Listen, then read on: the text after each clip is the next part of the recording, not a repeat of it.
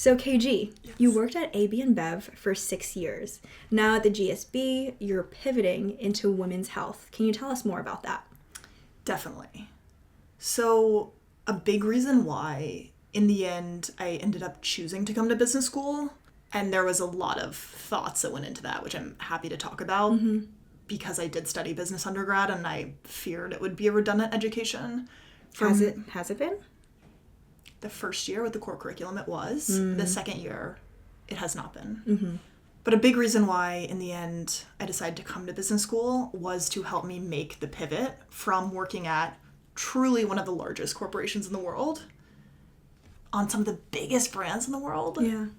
And coming from consumer and like food and bev, and then pivoting into women's health, that felt like such an enormous gap to close on my own. And I had no idea where to start because I knew that when I made that transition to women's health, I would want it to be in an entrepreneurial way. Mm-hmm. And for me, when I did come to the GSB, immediately my feeling of wanting to try to start my own venture and try to make a dent in women's health grew and grew and grew on me. It's very contagious when we're sitting in Palo Alto. You're surrounded by people who are aspiring to start businesses.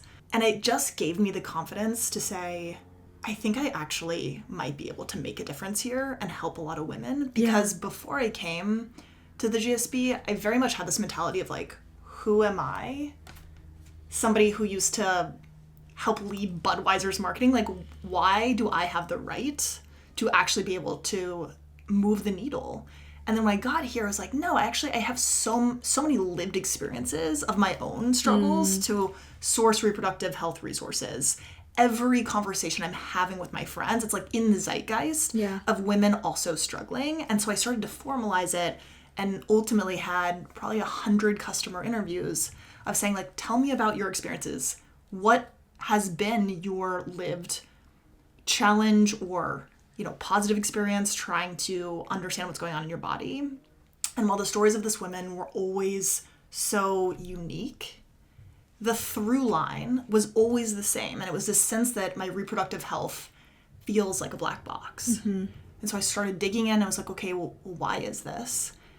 And I think you have multiple forces that are really preventing women from having access to reliable resources in the space, whether it's stigma, whether it's a really fragmented industry that's siloed by specialized services, be it fertility versus maternity versus menopause. And you also have a lot of regulation in the space too.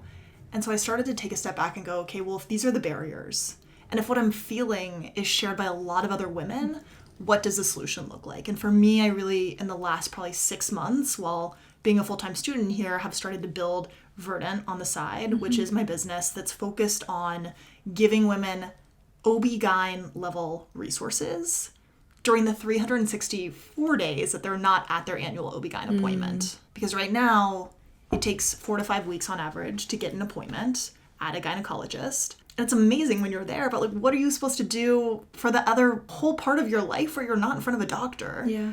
And so I'm building Verdant. It's a media entity that publishes educational content that's unbiased, doesn't politicize women's bodies. It's medically verified. It's written by OB-GYNs who would say the same to their patients. It also has a marketplace of products where you can find and understand what's out there to help you better manage your health, and also services as well. So if you want to do egg freezing, where do you go, right? And what are your options? So that's a little bit about what I've been building, and it's been an amazing opportunity to do it while also as a student at the GSB. Yeah, and what a special time I think it is for you to be building and bringing Verdant to the forefront, because I think the conversations around women's health, like only in the past couple of years have people really been able to talk more openly about it. And I think women behind the scenes, like some of us have conversations with our girlfriends about women's health, but I think still most women are not. And I think that's something I witnessed firsthand growing up in Kentucky. I totally agree with you. My girlfriends and I would talk about everything, like everything under the sun. But the one thing that felt like was still red tape off limits was talking about our own bodies. And that for me was like, man, if I'm experiencing this, and I'm like very progressive on this topic. I love talking about anything to do with reproductive health.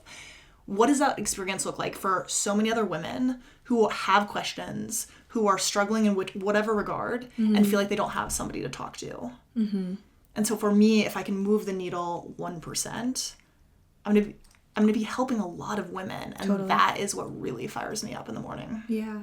And so what have been the resources at Stanford that have helped you along the way? This is where I think Stanford really shines. I think if you have an entrepreneurial dream, Stanford will get in your corner and help you in a lot of ways. So I think firstly, the Botha Chan Fellowship that you and I both did allowed us to work on this over the summer in a way that was financially feasible. I think the fact that you can take a lot of classes where your homework is to literally build this business has been unbelievable. There's Startup Garage, super famous, right? But for me, I did social innovation practicum, which was like basically the social impact version of that. And also like pitch competitions and having the privilege of venture capitalists coming to campus and getting to pitch in front of them for practice and for feedback.